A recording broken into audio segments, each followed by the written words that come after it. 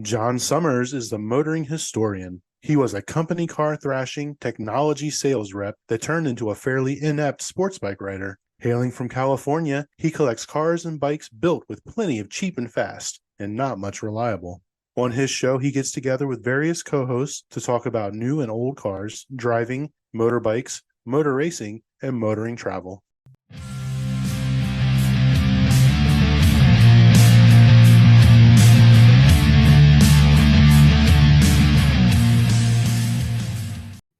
Good day, good morning, good afternoon. It is John Summers, the motoring historian, with his high school friend, Mark Gammy. How the devil are you, Mark? I'm very well, sir. Very well, sir. Why have we got echo now all of a sudden? Because it's sod's law and we can't make the technology work. Now, the question is, couldn't it? Maybe if I put some earphones on, that might deal with it. Is it bad for you? It doesn't seem that bad for me. It seems to only be apparent if I laugh or something to make a noise when you're talking. It seems to be that's the most notable. Well, there's a little bit of like loop back, but given you can edit it afterwards and just delete my track whilst you're talking, then I guess it's fixable. So the other day, I got home from the school run. It was a Monday or a Friday when Dana was working from home. It was a Monday. Dana was working from home. So when I get home, I walk in the kitchen and I say to her, "What do you see?" She goes, "Ripped jeans."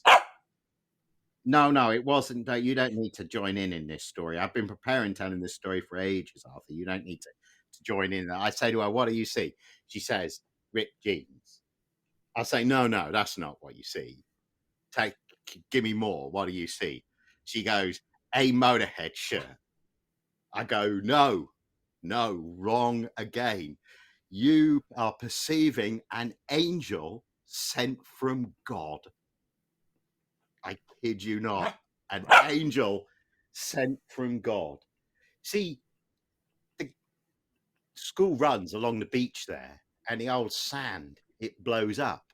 And the old roads close there at the weekend. So Monday morning, when it first opens, if there's blown sand, people get stuck.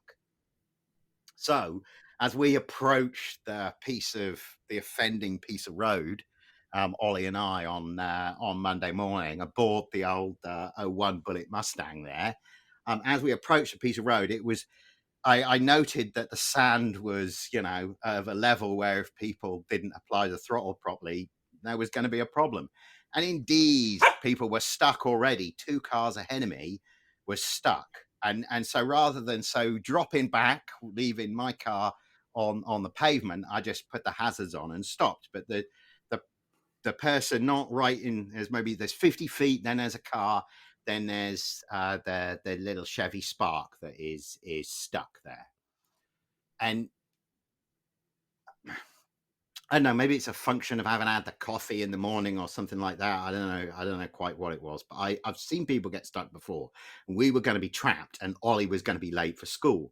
So I leapt out of the Mustang, total like red mist, right? No way I'm going to be stuck here, right? Total red mist. I leap out of the Mustang. I say to Ollie, "Don't let anybody move the car." I leap out, leave the motor running, leap out. I go to the bloke in the Tacoma behind me and say to him, "I am going to get these cars moved.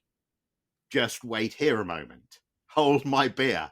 Right? Because I didn't want him thinking, "What the hell is this guy doing?" Like at the same time and trying to drive around, because it was clear that Tacoma could just drive over the top of anything, right? It was definitely not gonna get stuck. And I knew, I could see with some speed the Mustang was going to be able to get through no problem, but these people were well and truly stuck now. So I sprint up the side, I get up the side of this Chevy Spark, and as I get there, and I'm like, I open the door, I bang on the window, I open the door, I'm like, I'm moving this car.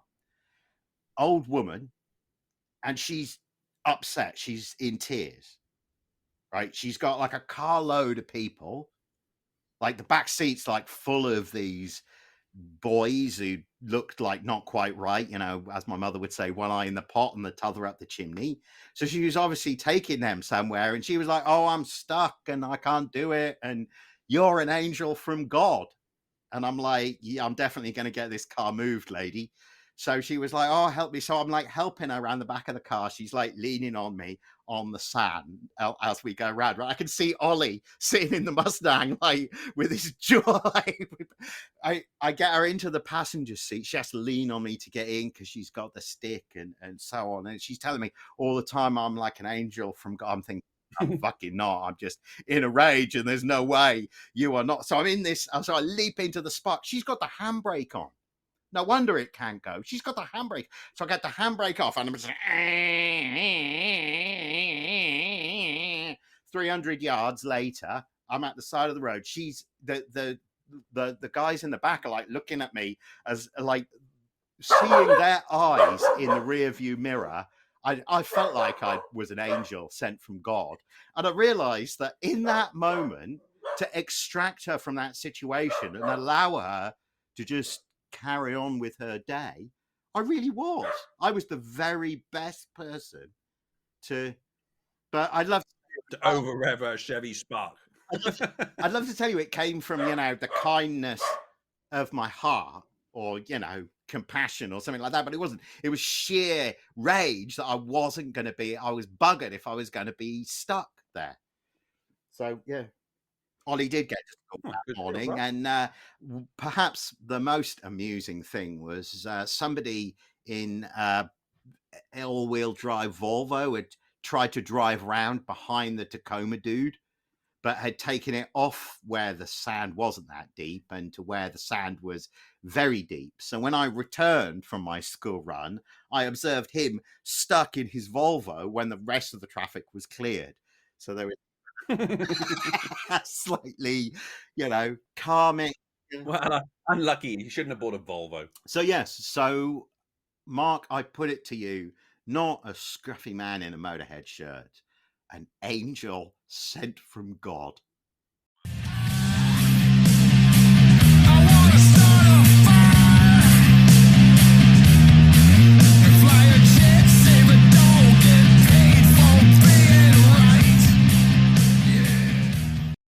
Now, what music should we have in this episode? Well, I don't know. I was very much enjoying Monster Magnet on my holiday.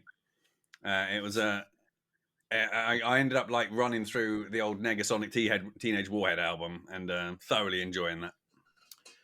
Dopes to Infinity, wasn't it? Yeah. Yeah. If you are new to Monster Magnet, is a crossover from that early super stonery Dinosaur Vacuum early era into the sort of later commercial Power Trip onward era, wasn't it? It was I think it's their best album, to be honest. Negasonic, the Dopes to Infinity. Dopes to Infinity. Yeah. If I look at it in terms of comparison, like the amount of ones on YouTube Music that I've starred as 5, there's like enough of them on that one to be justifying the band alone, if you like. Yeah. I tend to pick up on individual tracks that they do now. I think Dig That Hole is a great track. I think Cyclone is a great track. That track you forwarded me probably years ago now. Vampire Motorcycle. The Duke was the one that you forwarded to me. But no, I don't know Vampire Motorcycle.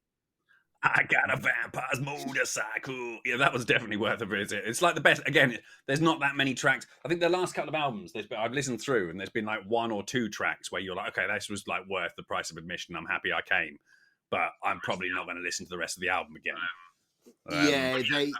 But yeah, I mean that the Duke one. The you should watch if you haven't watched the video for it on YouTube. It's really interesting. It's a weird sort of guy has affair with chick at the Area 51 kind of testing facility and like then there's like an evil zombie like nuclear devil. Because I started watching it and then Dana was like, "This is not appropriate for Ollie." that was exactly what it was. I mean, yeah, that is fair comment. It's funny you mentioned Monster Magnet, because I was actually thinking we did need to do a Monster Magnet episode at some point, listening back to the Company Cars episode, one of the Z's in the Company Cars episode, that was all running wild. So yeah, maybe this one should be the Monster Magnet one.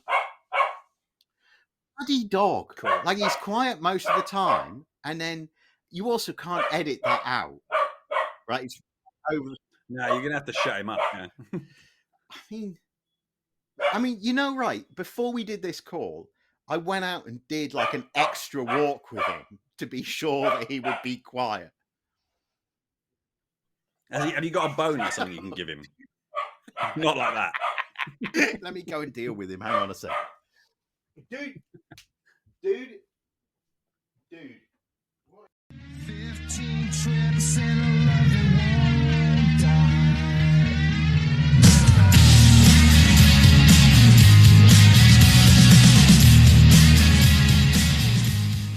See, he's quiet now. I didn't catch him. He's under the Mustang or something, right? This is the very striking thing for me about dog ownership is they fully understand what you mean. It's whether or not they actually do it. That's the fully. And this is why you do hope that going the extra mile for them, as I've really tried to do with him, pays its dividends. Maybe it does. I mean, I can pretty much walk with him off leash now. But of course, what that means is when you try and put him back on again, he acts the goat and won't go back on the lead. He also, when he's on the lead, he also acts the goat and pulls all around all the time. And you're just like, you little asshole. Like some woman said to me the other day, "Is that your dog?" Because I was like walking up the hill with him and he was dragging behind and acting like and there's me looking scruffy, right? In that day of Venom shirt, dragging the dog, which is some ridiculous fucking designer dog that, is like super cute. Because I think a lot of corgis get really short shrift because he acts like a real dog. He can hang out with Remus, the pit bull, no problem at all. You can run on the beach with him, do all of that. But people don't do that with them. They feed them ice cream, like I was watching some woman do in Palo Alto the other day to some corgi. I was down there.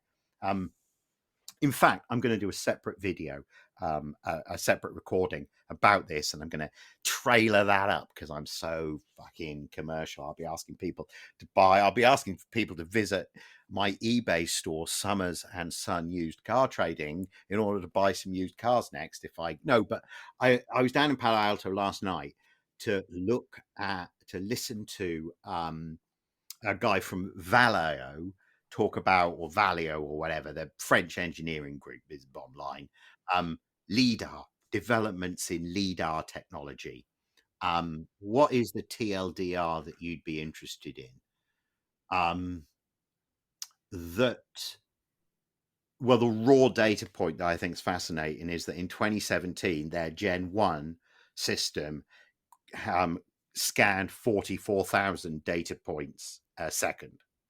And the one that they're just about to launch does 2.6 million. And what that nets out to is one's like a really shitty dot matrix printer that's out of ink, and the other one is kind of shitty, like 480p res. I mean, in other words, one's a real picture, the other's fucking not. Now, my question is, though, just because we can make sense of it, does that help the car make sense of it? And then I began to think even more deeply about it. And I realized that rather like these hydrogen trucks that I went and looked at, everyone's like, "Ooh, what about the trucks? Ooh, what about the hydrogen station where they can get?" That's not what it's about. With those vehicles, it's about how you get the hydrogen cleanly to the station to be pumped, right? With the LIDAR stuff, it's not what's perceived, it's how that is interpreted by the brain. Well, that's Nvidia, which is why Nvidia's share price has gone on the tear that it's gone on. That is not their component at all. I put it to you, what I saw last night was the new design for David Beckham's boot, not why his leg is so great, or not what makes him special in the brain to be able to put his foot in just the right place on the ball to make it curve in the way that it did. The boot is important. The boot hits the ball. I agree, the design of the boot and that, but it's just the fucking boot, right? It's just the boot. Beckham's brain's the important thing. That's Nvidia. I've cashed out, by the way. I bought the last Gixxer. I bought the 93 water-cooled one with that money. So I'm out ski of Nvidia now. So look, Cool. right, we've done our usual. Are we 20 minutes in? I can't even see a timer, but we usually talk for 10 or 15 minutes, 20 minutes or so before we get to what we actually arrived at. You had this holiday to some Grecian island. You Yeah. sent me an agenda. It's pretty sweet. I've not looked at it because I really wanted to sort Yeah. of be surprised by how you wanted to structure your experiences. The fact that you said, you know, be worth doing a pod about this, that alone, that was my first question. Why do you think it was worth doing a pod? What was so interesting? Did I say that? I can't remember how we arrived at it. But either way, I mean, yeah, I mean, look, it's. I mean, I've been to Greece twice, and I've never been to mainland Greece.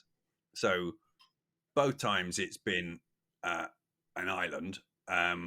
First time at Santorini, and that was really nice. And we did an Airbnb at the sort of Aya top left bit, where all the people, you know, it's the sort of the classic sort of, you know, white houses or blue houses or whatever, and sunset and sea and kind of thing. It's gorgeous.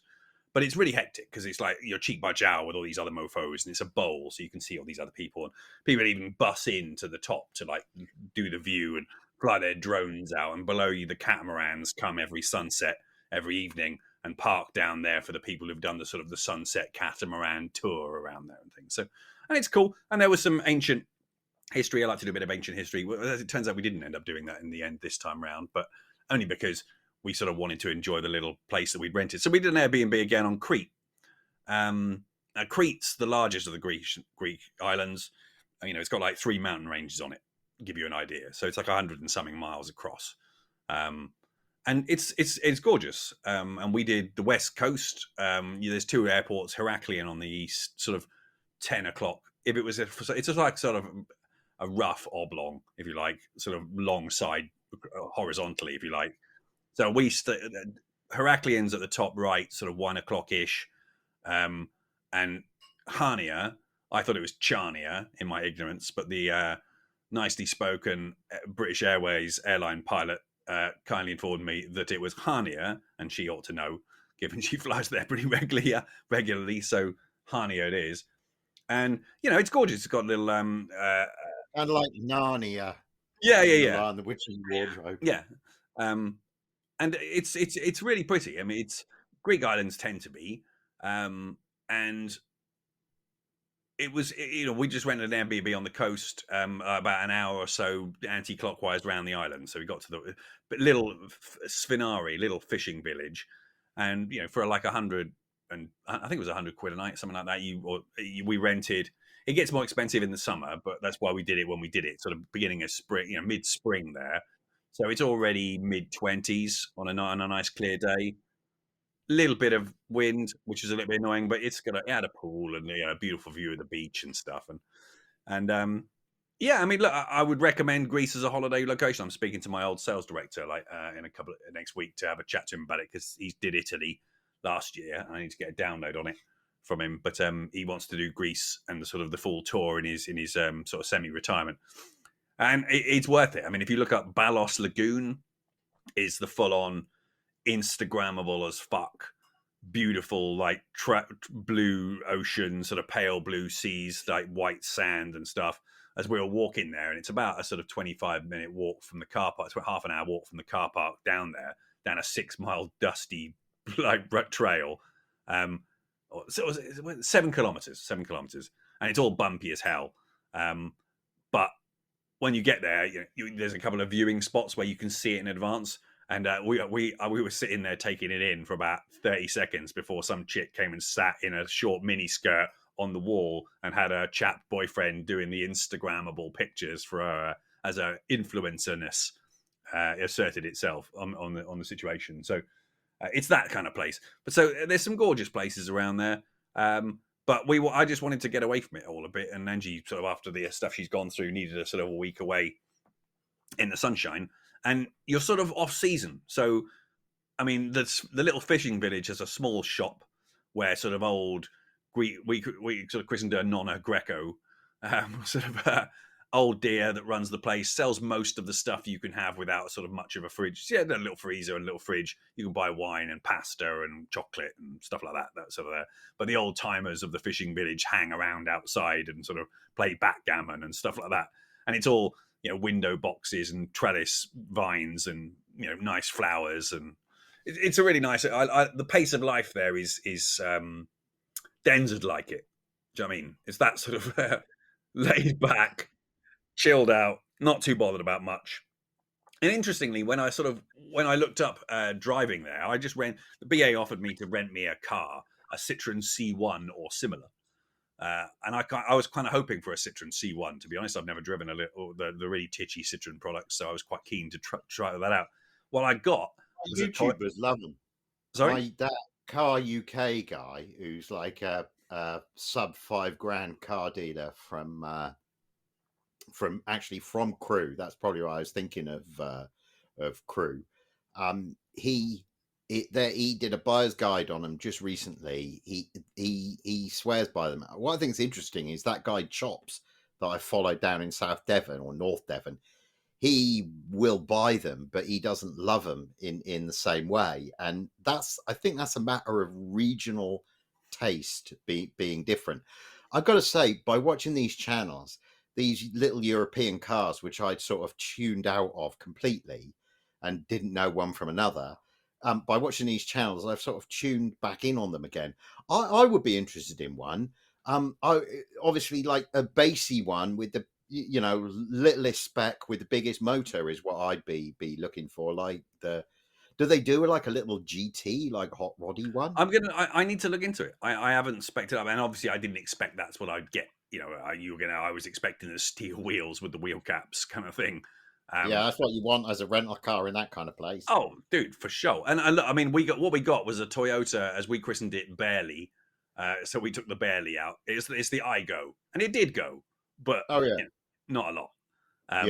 And it was the base spec model, and it had aircon and was titchy, and damage on every panel. So as per usual, when you arrive, do take a photograph of all the panels and stuff. And as it was, I had no issue I didn't think the guys who rented it to me from Budget were going to give me any shit, and they didn't. And the guy in the rental place went, look, just make sure you take any pictures of any damage. And it wasn't much. It was like a little scrape here, a little scuff there, a little scuff on the corner of the bumper. But therefore it fitted in. You wanted a titchy car. The roads were pretty titchy, especially up in the mountains. And I mean, it's like mountains, like big hills. They're not mountains really, but like it was pretty. It was a sort of proper laced tarmac across the side of the hills, following the contours up and down. So what you're saying is the Fiesta, our Fiesta, would be just about the best car you could possibly have. Yeah, and to be honest, you'd probably not get out of third. Yeah. I mean, you wouldn't. Yeah, you might even have more fun in something with less tire. Yeah. So, I mean, I think I've got a little video of Angie took while she was from the passenger seat just to show her mum, like, how much it's like beautiful sea mountain, goats. Get out, watch out for the fucking goats. But interesting, as I say, when I looked on the driving guide, I looked it up at sort of things to know about driving in Crete. I mean, classically, after I'd got there and we'd driven to the place, obviously. That's the way around you do these things, isn't it? Totally, yeah. Research after read the guidebook. Read the guidebook on the plane. Yeah, that's absolutely. And it said, the first question on the guide page was, is driving in Crete difficult? And it said, yes, driving in Crete is hard. Well, I'm here to tell you it isn't. But that's an unfair judgment in the sense that Angie didn't really want to drive while we're over there, and I've driven tens of thousands of miles on umpteen continents in umpteen cars. So it's not necessarily a reflection of every person's experience. The main things to know are the dual carriageway. It's not a huge amount of it, but from the bit I did from Hania around west, I think there is a reasonable amount between Hania and Heraklion, because they're the two major cities on the island. So the road bit that's where the biggest roads are. There's this weird thing though where it's a 2-lane road. One bit of it's clearly hard shoulder, and a lot of the people would be driving across the white line on the inside of the road. So it's right. You're right driving on the right, not on the left. So, but then you'll be fully, not just a bit over the white line, like, you know, the car is middled over the white line on the hard shoulder piece, which I was confused by. They do that in Italy as well, don't they? Or in the On occasion. I haven't driven in Italy for a while. So, well, actually, that's not true. I drove on the lakes a few years ago. yeah. Well, I'm not driven there for a while, but when I think of that kind of, it's often like farmer bloke who's got on in Italy. I feel like he's like on at one exit, he's going to get off at the next, and he only wants to do like 40 miles an hour on the freeway kind of thing on the autostrada. So he just stays there so that when there's folk in, you know, wanting to come by 100 miles an hour, they're not blowing your door handles off because they're a couple of feet away. That's what that seems to be the deal on it. I did, as I say, my modicum of research after arrival at the little place indicated that, yeah, people tended to be a bit assertive. I want to overtake here, and the best way to get out to do that was, you know, they sort of expected you, if they were up your arse, to get out of the way a bit and get over the shoulder a bit so they could overtake more easily. Now, even in the Aygo, even in the Barely, I didn't find any need to do that. And I mean, it was hardly a ball of fire, as you might imagine. It was baggy. It had done about 60,000 kilometers, I guess, given that was the speed reading on the dash on the Odo. So yeah, and it sort of felt lived in. It was happy to go into gears, just not particularly quickly. Thanks very much. It didn't really like finding reverse, but as long as after you knew the knack, you could get it in there pretty regularly without it complaining too much. But yeah, sort of car. What I'm struck by is that, you know, most a California car, if it's only done 80 or 90, if it's done 80 or 90,000 miles, that car is probably halfway through its life, maybe less. Maybe less if it's a Toyota or a Honda, or a pickup truck. Yet these C1s or Aygos or whatever, because they are made in the same factory, they're clapped out, aren't they, by 100,000 miles? This is what. Well, it's the life of a rental car as well, isn't it? To be fair, I mean, we drove it down the road to Balos Beach car park, and as I say, that's 7 Ks of pretty bad, dirty sort of stone road with big bits of gravel on it.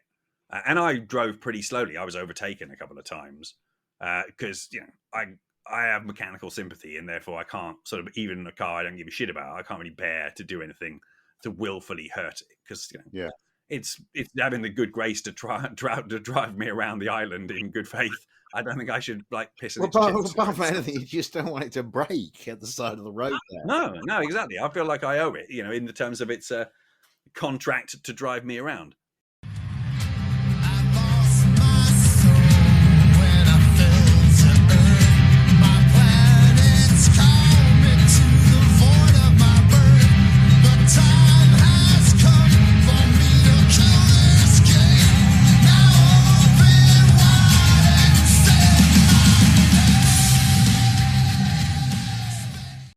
Over the years, I've spent a long time beating myself up over the creative process. In other words, I used to beat myself up over the fact that Gooding used to pay me to write about car descriptions, and they'd write to me on the Monday and say, "Can you do this Porsche 356?" And I would say yes. They'd write to me on the Tuesday and say, "Can you do this Lamborghini 400 GT?" And I would say yes. And then I would realize that I had this other piece that I had committed to somebody else that I was going to write. So come the Wednesday, I would have started 3 pieces and finished none. And then I'd be like, "Oh, it's fucking Thursday morning and I've not done anything," right? And then by Thursday lunchtime, after that panic and all of that, by Thursday lunchtime, I'd have got all 3 pieces to a stage where they were 90% finished, and then everything would be done and really to a good standard by the end of Friday. You know, I would, but instead of it being like a nice spread through the week, it was like it was like this veering. On the loo with nothing better to do, surf on over to Summers & Son used car trading, only on eBay. Movie cars are available for under $3, postage and packing not included. Captain America, PJ Masks Catboy, Speed Racer. Various characters from the Pixar universe represented. Most viewed models this week include the silver Chevy S10 mini truck. It's not a great model in truth, but for $2, it captures the stance of the original pretty well, we feel. And Raider Command, a rather odd, damaged, incomplete 1970s Matchbox Super King with faintly inappropriate colonial overtones, if we're being completely honest. Finally, relive the horror of suburban England in the 1980s and 90s with our beige Corgi Renault 11 GTL. It has opening doors, opening bonnet, opening boot, folding parcel shelf, folding seats. Oh, sir, I can see you in it. Only available at Summers and Son Used Car Trading on eBay. Thank you, Drive-Thru. This is part of what I'm trying. Cool. I've realised this is part of what I'm trying to do with this. I didn't know it when I started out, but this is what I tried to do with this Motoring Historian pod. Is a lot of the academic stuff I've been done recently has been about the idea that there's the racing driver and the racing car and the races in. And we've talked a lot about those three things. We've not talked at all about the guy standing at the side of the track, taking the pictures or writing the story. And those two things, they are absolutely critical. That was what motorsport was at the beginning. The newspaper organized the cars, these newfangled devices to drive from Paris to Bordeaux. That was the beginning of motorsport right there. Always a mediated experience. Always. Think about your own understanding of motorsport. It came through cool pictures of cars sliding, didn't it? Or it came through watching races on TV. Maybe at a friend's house or something like that. It was always a mediated experience. The mediated experience led you to seek out the authentic, motorsport experience, whether going to see it live or driving or the way that you drive. But all of it, motorsport is always a mediated experience. Well, that's why when creating this pod, it's relevant for us to be talking about the mediated experience. That's why to not break down the third wall, the Real Housewives third wall that we talked about in an early episode, to not break that down is completely inauthentic. But when you break it down, you risk turning what you have not into Tristram Shandy, into just absolute bollocks.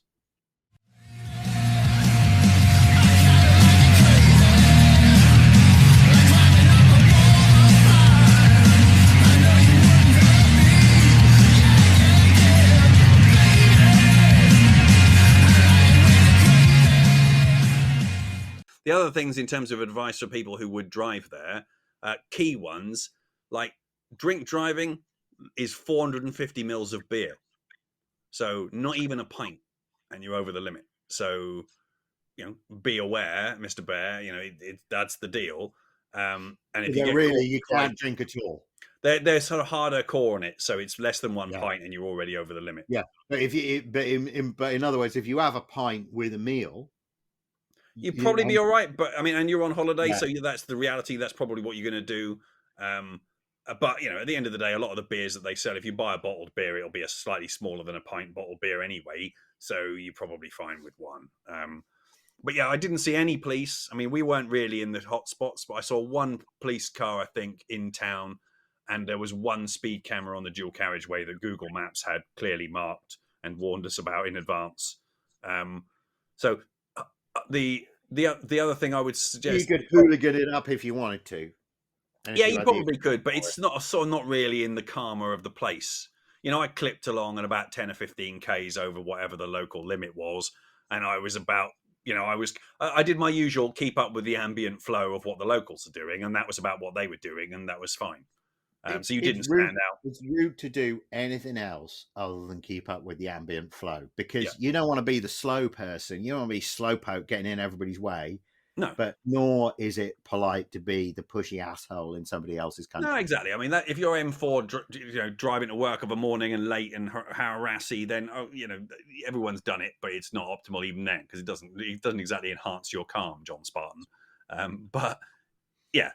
But no, the only other thing I've never been like that. I don't know what you're talking about. Never been like that. The only other thing I would say is there's an awful lot of warning signs in the mountains, the triangular sort of warning signs with the thing in the middle, and there's nothing in the middle. Now, when you get right up on them, there is something in the middle. It's always Wiggly Road. Always. It's just that the sun beats down on them so hard every year that they've all faded. So it looks like they're warning you of nothing. But just assume if you see a white triangular sign, it's Wiggly Roads, and you won't go far wrong. And, again, it's reminding me of the Corsican rally stages you see from helicopters here and there when you're winding around in the mountains, because it's soft verges most of the time to a bit of gravel and then maybe several hundred foot of... You could call the insurance agent on the way down, So pushing it after dark is not a good idea. Pushing it at any time is not really a good idea. And pushing it after dark, definitely not. Especially did I mention the goats, who take a kind of proprietorial view of the road a lot of the time, and are not really interested in getting their fucking dirty asses out of the way for you. So, Oh, and there's a picture in the guidebook of goats standing or sleeping on cars that have been parked. So they say they don't.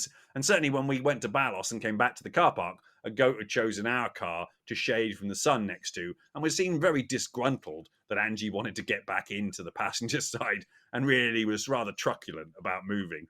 It wasn't keen at all. But yeah, the other thing to note, other things of note I would point out, big on Japanese pickups. Like huge on Japanese pickups. Like probably 25% of the cars I saw were Japanese. What, Toyotas? 80% Toyotas. The rest were like Nissans and Mazdas. I saw the odd Mazda truck as well. They like regular cabs or like extended cabs or regular cabs, and probably between 10 and 25 years old, most of them. What was the best car you saw on the island? What I honestly can't remember. I quite like some of the pickups. There was a nice Mazda pickup I saw in green that I quite liked the look of. But in terms of actual cars around the place, in terms of I suppose if you mean in terms of top trumps, what was the most expensive car I saw? I can't even remember. Probably some crappy Mercedes. Whether like S class or like C class? I think I saw one of those weird little boxy ones. Are they the M classes? Yeah. Or an A class. Not a pimp one. Well, whatever. Little Mercedes. All right. Yeah. What was the worst car you saw? Well, there were quite a lot of things at the side of the road that you were like, is that a wreck? Or is that ever going to move again? And again, most of them were pickups, and I quite liked most of them. And I can perhaps, after 35 years of knowing you, I'm pretty sure you would have liked all of them as well. All 4 cylinders or 6 cylinders too? Again, from my little knowledge, I suspect they were all 4s. What would you have said the most John Summers car was? Well, as I say, when I was sitting outside where the old timers have their beers or their like espressos and backgammon, at one point parked outside there were 6 cars, and they were all Toyota Hiluxes. All of them. Well, I mean, whether they were Hiluxes, they were all like small pickups. They looked like Hiluxes to me, and that was pretty cool. There was at least 3 or 4 that you and I would have been. Oh, I like that one. I quite like that one. I like that one. There was on the walk between there and the place, there were 3 Fiestas next to each other outside this little farm establishment, all with like stuff grown over them and stuff, all clearly bought identical model Fiestas, different colours, slightly in states of disrepair. But I assume someone had one, quite liked it, and then thought, well, I've got space. I'll buy another couple so I can keep that one going with parts from these ones, and then had not got round to it, and now had 3 knackered, rusting Fiestas. But yeah, I mean, here and there were some nice cars. I mean, A man after my own heart, for sure. yeah, I'll do it absolutely. You'd have loved it. And he had a really quite nice little sort of spot. And look, again, it's the classic sort of continental style. You know, if you give them a promontory, they're going to build a nice little house on it with an overlook and probably put an infinity pool in there, and and make sure that every that wall that looks out to sea is all windows in every room of the house, so you can wherever you are, you can have a nice view of the sea whilst you're making your breakfast, whilst you're eating your lunch, whilst you're sitting watching TV. You can see out there, and then if you leave the curtains open in your bedroom, you could still be looking out to sea. So it's like you're like it's you're actually you're living as part of the ocean. Yeah, I think that's I think that's always a nice attention to detail, isn't it? So I think I didn't come away with it really lusting after anything, but there was a plethora every time you drove round to another village. You're like, oh, I quite like that pickup. It was almost about the pickups for me. After I started spotting them, it's like black crows. You're fucking everywhere. There's all these pickups every time you're driving around another corner. It's another goddamn 2 or 3 pickups. Oh, this one's a Mazda. Oh, this one's look, there's another Nissan one. Like mainly Hiluxes.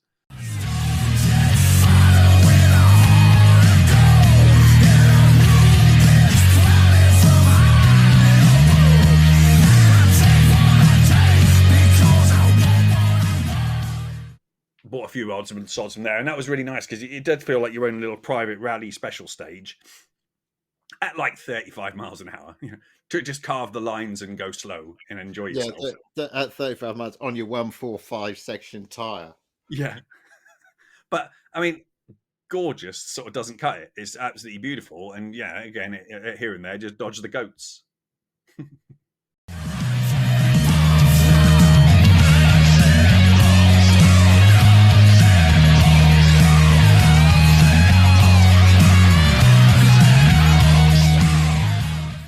So no, I don't thoroughly make him in it, but I wouldn't.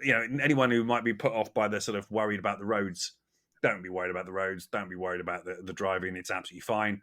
I would recommend those of a nervous disposition drive during the day, just for the sort of, especially in the mountains, because it is titchy ass little narrow roads where here and there it'll just randomly narrow to sort of one car each way with past stopping places for a bit and then undo that. And the goats, as they wander around, don't give a shit. So if you are a nervous disposition and used to perhaps American roads and big cars and big lanes, it ain't like that. If you're used to driving like hell for leather around Scottish sea roads, then it's not a problem. But most people aren't. Yeah. And again, your stick shift on the other side of the road, on the other side of the car. So again, are you comfortable with that? Are you on the right? It's like same side of the road as England. You're driving on the same side of the road as England. No, same side of the road as the US. All right. Yeah. So other side of the road for me, same side of the road for you. But again, I didn't specify stick shift. I got stick shift when I got the smallest car. Yeah. So, if you're not comfortable with that, you might need to check before you in terms of what car you rent. Yeah. Yeah, because it's not like Heathrow in terms of being able to get an automatic easily, is it? Yeah. Again, there were quite a lot of cars there available, but there was and loads of Olympus local rental companies and things like that I'd never heard of, and looked. If you'd have rented from them thinking, "Go, I'm getting a good deal," you probably were getting a good deal, but they didn't look the highest quality establishments when you drove past the sort of the outer lots. Once Avis and Budget and all that sort of stuff were all right by the airport. The other ones further along the track got increasingly sort of overrun and disheveled as you got further radial distance from the tarmac. So I would probably stick with the major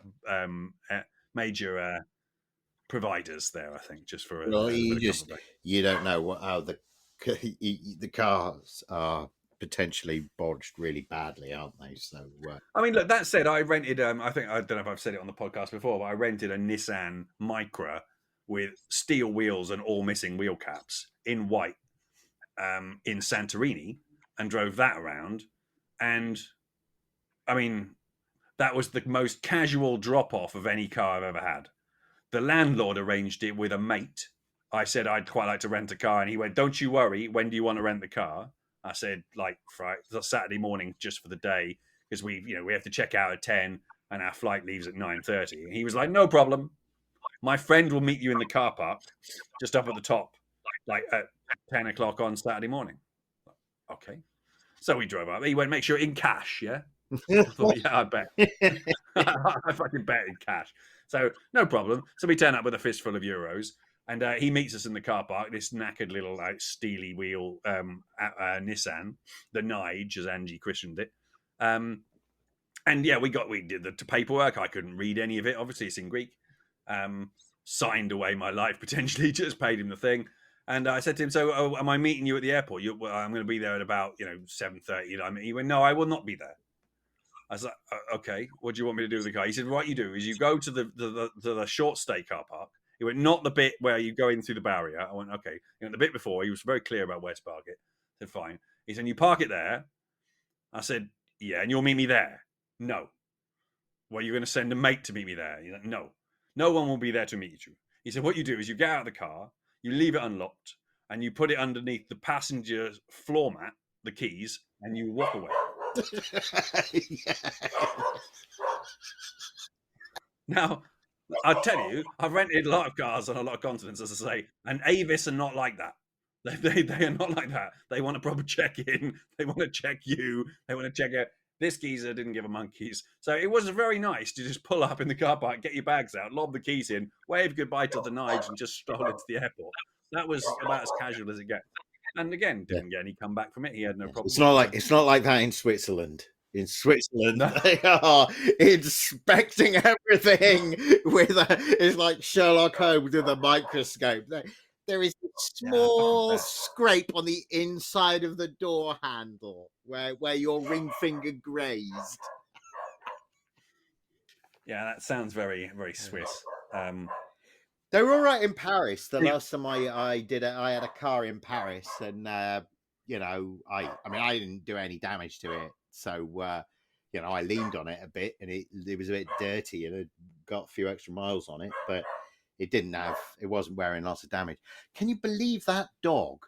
Silent all the time you're talking, and then barking again when I'm talking. I hear you. I mean, he's probably sitting there thinking, "Well, that bastard's yapping all the time. Why can't I?" Yeah. Well, and he's right, isn't he?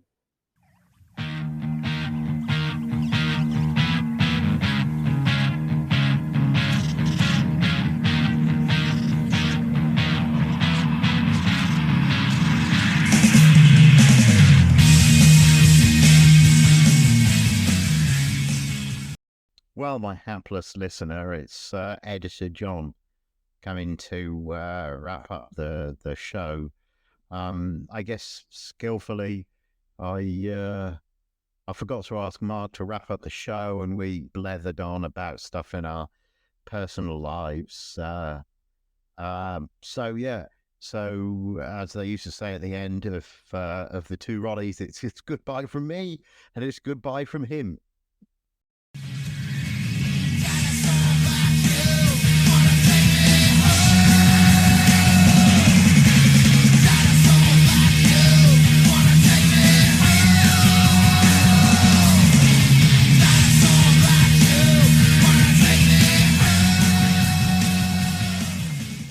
This episode has been brought to you by Grand Touring Motorsports as part of our Motoring Podcast Network. For more episodes like this, tune in each week for more exciting and educational content from organizations like the Exotic Car Marketplace, the Motoring Historian, Break Fix, and many others. If you'd like to support Grand Touring Motorsports and the Motoring Podcast Network, sign up for one of our many sponsorship tiers at www.patreon.com/GT Motorsports. Please note that the content, opinions, and materials presented and expressed in this episode are those of its creator, and this episode has been published with their consent. If you have any inquiries about this program, please contact the creators of this episode via email or social media as mentioned in the episode.